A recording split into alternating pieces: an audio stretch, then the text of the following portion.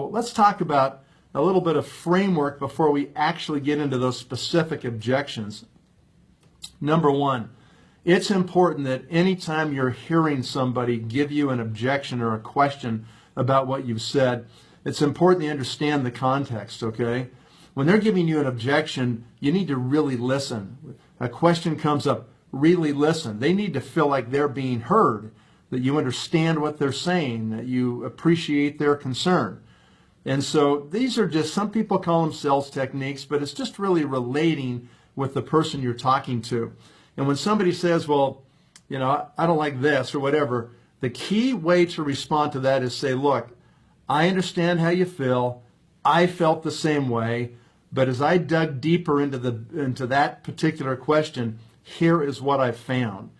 And in the sales world, we call this feel, felt, found, right? Feel, felt, found. So understand how you feel. Believe me, I felt the same way. But here's what I found as I dug into it. Here's what my experience has been as I have actually participated. And that helps people to understand that you're hearing them and that you're relating to them. The next thing in terms of framework is to make sure that you are connecting people to your upline.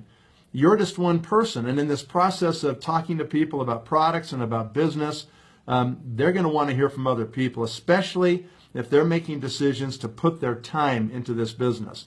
It's a different thing when we ask people to join us, lock arms with us, and run hard with us to capture the future of what this company is going to be. It's totally different than asking for them to buy the product or to become an Age Like Me, subscriber every month, right?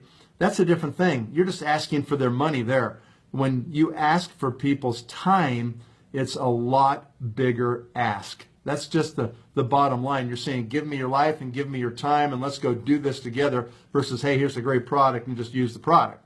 So you got to understand the differences in terms of what the person is looking at, if it's just the product or if it's the product and the business. All right. So those are a couple of key things.